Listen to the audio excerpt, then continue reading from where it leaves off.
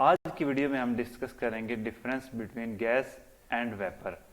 तो बेटा मेरी रिक्वेस्ट है कि इससे पहले जो हमने क्रिटिकल पॉइंट वाली वीडियो डिस्कस की है आप वो ज़रूर देखें, उसका लिंक आपको यहाँ से आई बटन में मिल जाएगा।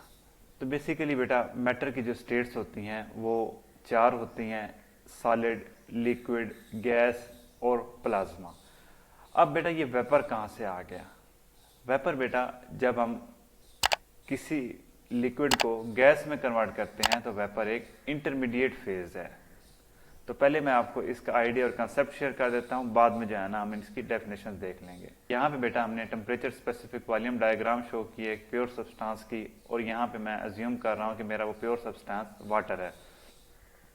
अब बेटा वाटर को जब आपने हीट करना शुरू किया तो उसका टेम्परेचर बढ़ेगा, डेंसिटी कम होगी और स्पेसिफिक वॉल्यूम बढ़ जाएगा। यहाँ पे आकर अगर मैं वाटर की बात कर रहा हूँ तो टेम्परेचर 100 डिग्री सेंटीग्रेड हो जाएगा और वाटर बॉयल करना शुरू कर देगा।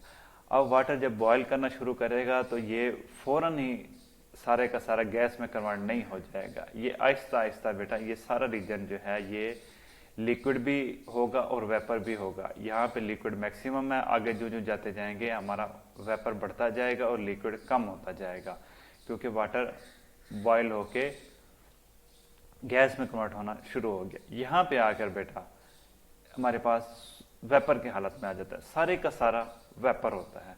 अगर हम मजीद हीट ऐड करें तो ये हो जाता है बेटा सुपर हीटेड वेपर।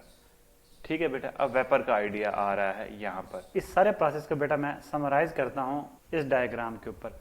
अब यहाँ पे बेटा है हमारा कंप्रेस्ड लिक्विड रीजन, ये है हमारा सुपर हीटेड वेपर रीजन, और ये है सैचुरेटेड लिक्विड वेपर रीजन। यानी इस रीजन में लिक्विड भी होगा और वेपर भी होगा। ये है हमारा क्रिटिकल पॉइंट और हमारा गैस होगा इस रीजन के अंदर सारा बेटा। अब बेटा फर्क कहाँ आता है वेपर और गैस में? अगर बेटा कूलिंग शुरू हो जाए तो ये हमारा जो वेपर है ये सैचुरेटेड वेपर लाइन के ऊपर आ जाएगा, और उसके बाद कूल होता होता ये कंप्रेस्ड लिक्विड रीजन में आ जाएगा। कंप्रेस्ड लिक्विड रीजन का मतलब ये है कि इस रीजन में जो भी लिक्विड है ये फेज चेंज इसका नहीं हो सकता।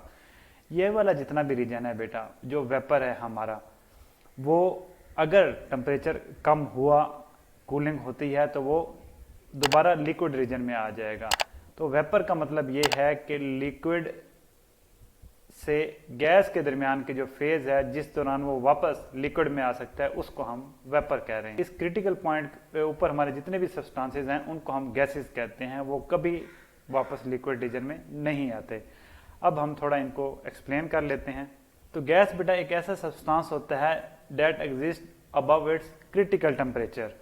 फॉर एग्जांपल बेटा क्रिटिकल टेम्परेचर ऑक्सीजन का जो है वो -118.6 डिग्री सेंटीग्रेड है, लेकिन एटमॉस्फेयर टेम्परेचर हमारा होता है 30 डिग्री सेंटीग्रेड, 35 डिग्री सेंटीग्रेड। तो इस वजह से गैस अपने क्रिटिकल टेम्परेचर से हमेशा ऊपर ही एग्जिस्ट करती है एटमॉस्फेयर में, इसलिए आपने कभी ऑक्सीजन को लिक्विड हालत में नहीं देखा।